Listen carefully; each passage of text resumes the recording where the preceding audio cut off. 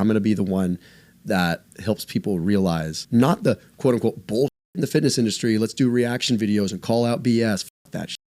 I'm talking about calling out the real BS, the BS behind the BS caller outers, the BS behind all this. We're calling out the BS that is the giant masquerade that is the fitness industry. The first video I made on Liver King, I was actually calling into question the call out culture. I don't think people know this. Like, people think I just hated him. What I was considering was, is the call out culture, is the natty or not culture, is that more beneficial? Does that lead us to our utopia? And it can be argued that it doesn't, right? It's like where we would head after that might not be the best thing. We've created this enemy, but the reality is things are gray. If The Rock comes out and says, hey guys, I'm shooting up, like this is what I take. This is exactly how I do it. If you want to do it, you get, like, does that make the world a better place? I don't think it does. No. I don't think it does. Why does nobody say that? Mark had the greatest example of this, and it was so funny. We said this on the show. I'm like, well, first off, I think we're in a place of, like, in the 60s, when we thought about sex, it was like free love. It was this boom, explosion into free love. And then we find out, I guess it's not exactly the way to go. You can't just have complete and utter debauchery in your life. And now we realize, okay, abstinence wasn't the answer, but free love also isn't the answer. Okay, DARE comes into play with the drugs. Complete abstinence is not the answer of drug use. Like, we have to have some sort of educational system. However, it can be argued that the other way, just everyone just using drugs without any oversight whatsoever, is probably not a good idea. Now, I think the same thing is occurring in steroids.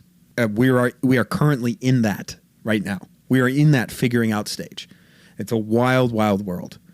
We've evolved past. I think we need to evolve past this. If people just tell us what they're doing, that's a great thing. It's like, if someone's doing something medically, or, you know, like, what's the line? You know, do I have to tell someone, like, the medicine that I take that changes my hormones? Like, what's the line? Oh, testosterone's the line. Oh, thyroid medication. Like, I'm taking that. Like, what do I have to disclose to you guys? Yeah, and who's holding the spreadsheet? Exactly. Like, and where are the goalposts? Because we keep moving them back and forth.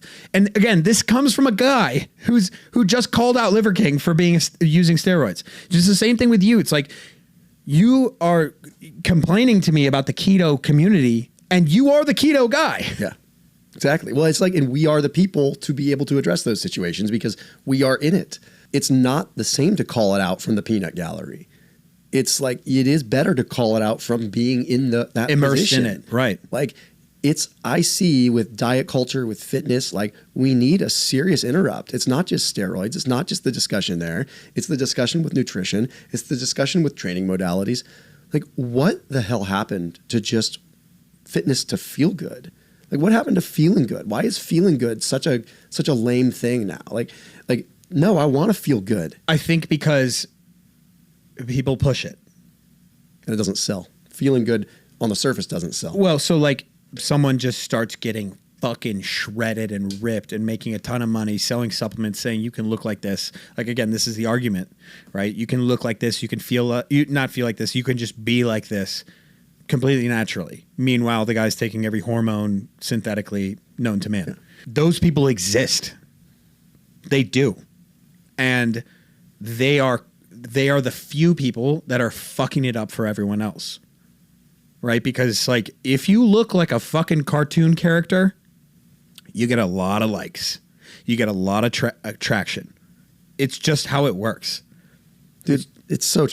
I look like me because I'm a sick and twisted individual with a fucked up past that makes me want to look like this. It's not because I eat X amount of carbs, or, you know what I mean? Right. That is... Like, it's just like, and why can't we just be real like that? Because that is more inspiring to people than anything else. Because then people can look at me like, I might not look like Thomas because I'm not sick and twisted and I don't have a fucked up childhood and I don't have this and that. But see, ultimately, they're going to look at that and think of that as some sort of threat on who they are as a person. That's true. That's true. They could look at you and be like, well, you're not fucked up like me. You don't work like me. You don't, you know, they could look at what you're saying in that vein. That's absolutely true. That's a very good point. And so if you back that down and you make it more mild, then it's almost like, okay, like, then you can make it about work, and that's going to get shot down. Or you can make it about work and then it gets shot down with the drugs, whatever. I guess the bottom line is that like we need to have more realness, but it's not going to happen. Like we're just not going to get everyone to be real. I really do think that it's because a lot of people spoil this. Yeah. Well, it's just like every new evolution of younger people coming in.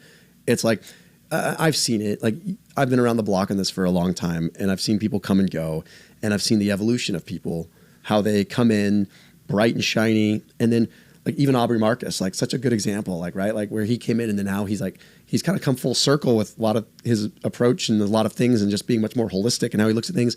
But you look at like the OGs in the space and they do this, they go through, they have their shiny days. And then they're like, wait a minute. No, let's be real here. But you're always going to have new people coming in. You're always going to have, young 20 somethings that are shredded that are going to be like, yes, I look this way because X, Y, Z, and they realize they can make some money. But I will tell you that I made more money and made more impact by being as real as I possibly could and by stepping off of my high horse than I ever did before. And people are longing for real connection, man. They really are. Mm-hmm.